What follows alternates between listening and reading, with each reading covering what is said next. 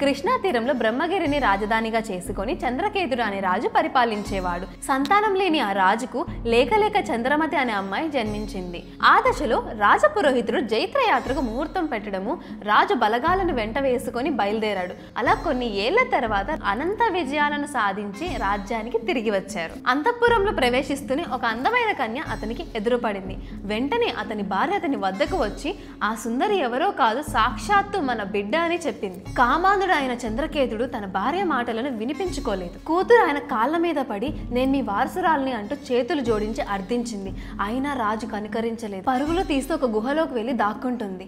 చంద్రకేతుడు ఆ గుహ వద్దకు చేరుకుంటాడు. వెంటనే శివమహిమ వల్ల చంద్రకేతుడు ఆకుపచ్చ శిలగా మారిపోతాడు. ఆ శిల దొర్లుకుంటూ గుహ పాతాళ గంగలో పడిపోతుంది. గుహ నుండి బయటికి వచ్చిన చంద్రమతి గుహ సమీపంలో ఒక గోవు పొదుగు నుండి పడుతున్న క్షీరధారలో అభిషేకం అవుతున్న శివలింగాన్ని చూస్తుంది. శివ ఆజ్ఞ మేరకు ఆలయాన్ని నిర్మించి అనుదినం ఆ స్వామిని నీరాలతో అర్చించింది. ఆమె నిర్మల భక్తికి మెచ్చిన నీలకంఠుడు చంద్రమతి సమర్పించినటువంటి మల్లెల దండను తన సిగలో నెల్లవంకకు సురగంగకు నడుమన అందంగా అలంకరించాడట. ఈ విధంగా మల్లికార్జునుడు అనే నామంతో స్వామివారు ఇక్కడ కొలువై ఉన్నారు.